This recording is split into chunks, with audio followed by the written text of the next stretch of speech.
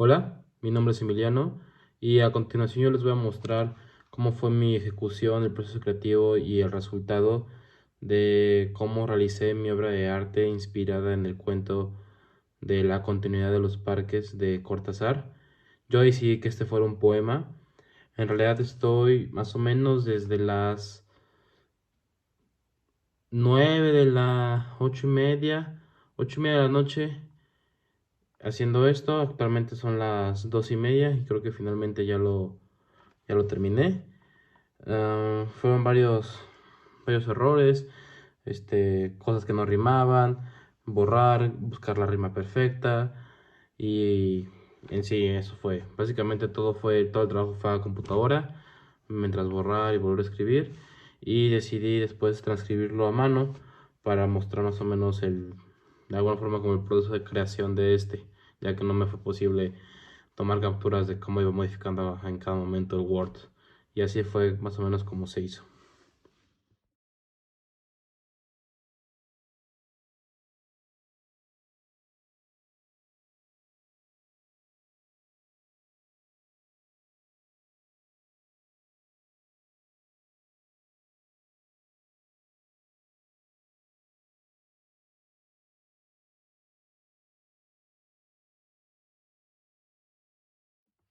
Bueno, ahora les voy a leer.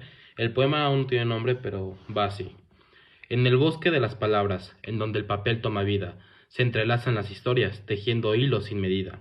Un lector inmerso, cautivo, sigue el rastro de una trama, donde la lectura le dio motivo de sumergirse sin notar que le reclama. Álvaro, personaje ficticio, un nombre en la mente grabado, despierta en el lector el vicio de adentrarse en su mundo soñado. Las páginas son su sendero, un camino lleno de engaños, donde la línea se deterioró y el lector se pierde entre peldaños. El amante y el lector se confunden, sus destinos entrelazados. Un asesinato encubre, en un cuento ya desatado. El lector se adueña del papel, se convierte en personaje y presa. Percibir sensaciones cae en él, donde la vida se dibuja y sopesa. El final se anticipa, la continuidad se revela. El lector en su propia trampa, en la ficción que Cortázar desvela. Un juego de espejos infinitos, donde la realidad se desvanece, y el lector se adentra a pasitos, donde la trama no tiene cese. En el cuento de los parques, el lector está en acción, buscando como antes la línea entre la verdad y la ficción. Como podemos ver, aquí mencionamos cómo hicimos el poema como con una continuidad de cómo iba siendo el cuento. Podemos ver que al principio tenemos que existe un lector que está cautivo, que le interesa mucho la historia, que se adentra mucho, que él conoce ese personaje ficticio de nombre Álvaro, que se le queda muy grabado en la mente, que despierta la curiosidad del lector por seguir y adentrarse más, pero que en un momento como que pierde la noción del tiempo y no entiende qué es realidad, qué es ficción. Se pierde entre los peldaños de estas mismas altas y bajas. Luego entendemos que el amante y el lector son la misma persona porque se confunden y sus destinos están entrelazados, pero también entendemos que hay como un asesinato y el lector se siente que ahora él es el que está en peligro de ser asesinado, y todo esto se desata gracias al cuento. Se entiende que el personaje se convierte en una presa también, porque ya que no sabe cuál es su destino.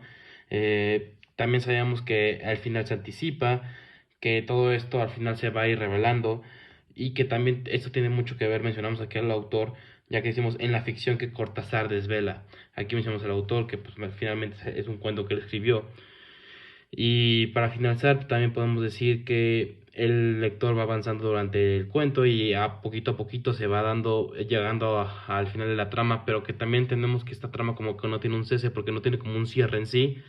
Y en el cuento de los parques, que también aquí mencionamos el nombre, también nos da a entender como que el lector no tenemos como un final como tal. Por eso podemos que el lector está en acción buscando como antes la línea entre la verdad y la ficción. Al final no sabemos bien si el lector si fue asesinado o no, nomás que se queda como en suspenso todo esto. Es por eso que eso fue más o menos mi proceso creativo y mi reflexión de por qué mi poema es así, derivado de el cuento de Cortázar. Muchas gracias.